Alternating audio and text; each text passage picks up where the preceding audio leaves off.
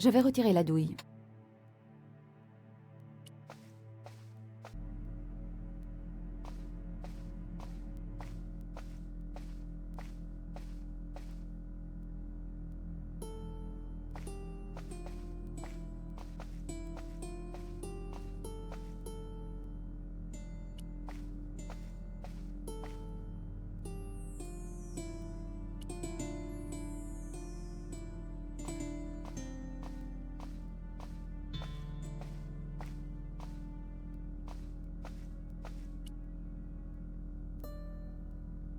Sur l'artefact, une épée reposait sur une balance. Il y avait une représentation de la justice sur le panneau fermé dans la salle sous la conciergerie.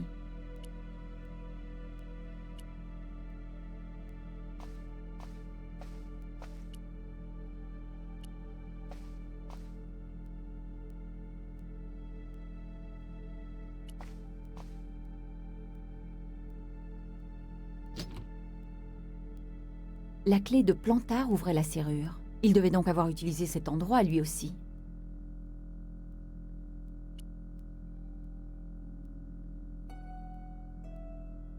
Les dossiers étaient vides. Quelqu'un avait enlevé tout ce qui pouvait être compromettant. Une photographie avait été déchirée.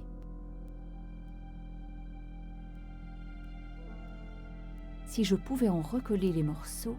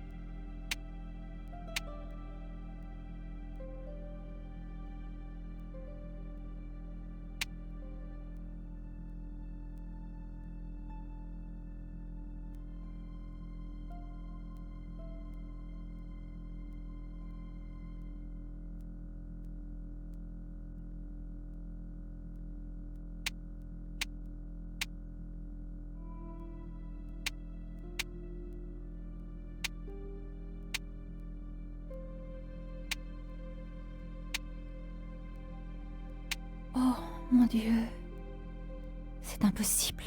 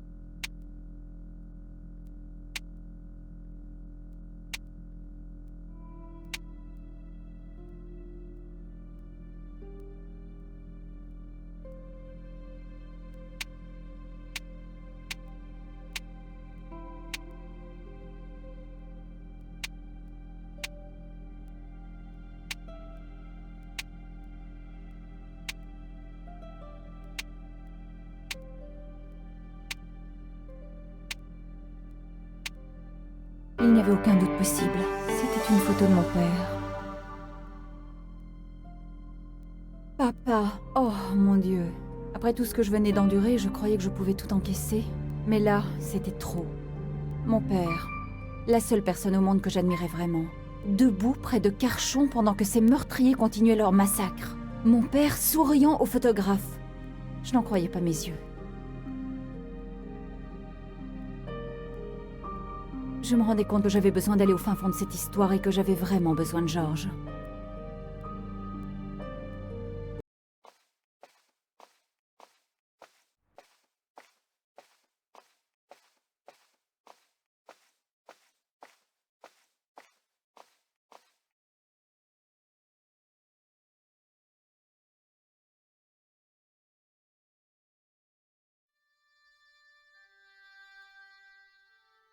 La femme faisait quelque chose avec des aiguilles à tricoter, mais on ne pouvait pas dire qu'il s'agissait d'un tricot.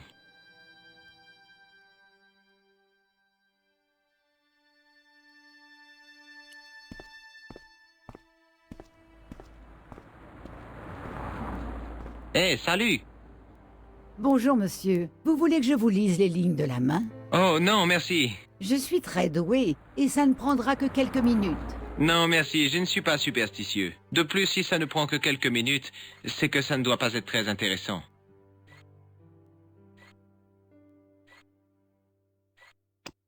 Est-ce que vous pouvez me dire quelque chose sur cet objet? C'est un morceau d'étoffe très cher, monsieur. Qu'est-ce que vous pouvez me dire sur ce mouchoir? Rien. Reconnaissez-vous ce nez? Non, monsieur. À quoi sert cet engin? C'est pour les dentistes?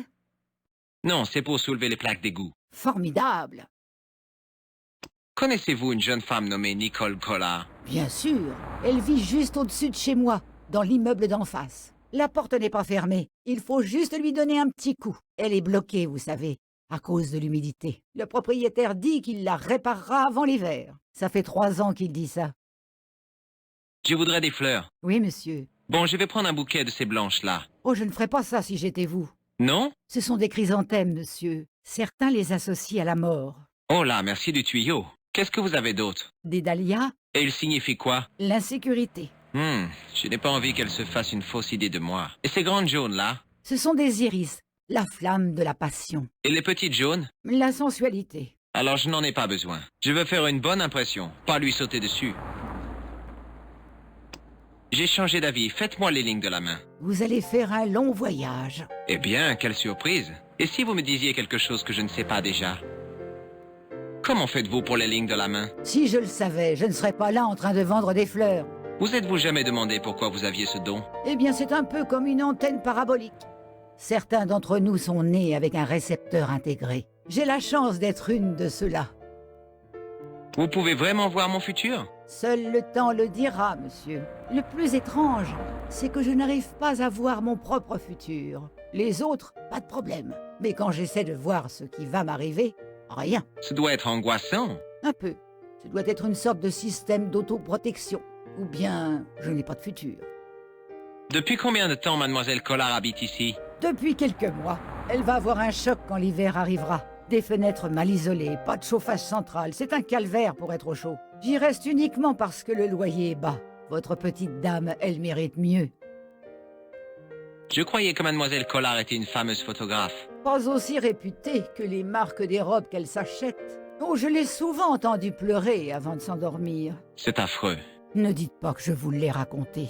Elle est fière. Trop, si vous voulez mon avis. Vous avez remarqué quelqu'un qui surveillait l'appartement de mademoiselle Collard? Eh bien oui. Un homme bizarre, grand et mince, comme une asperge. Il masquait son visage. Mais j'ai vu ses yeux, perçants, diaboliques. Comment était-il habillé? Un grand imperméable marron et un chapeau. À la Humphrey Bogart? Oui, mais pas aussi charmeur que Bogart. De plus, il donnait l'impression d'avoir une envie pressante. Et je n'ai jamais vu Bogart serrer les fesses comme lui. Vous pouvez me dire autre chose sur mademoiselle Collard? Non, monsieur. À plus tard. Sans aucun doute, monsieur.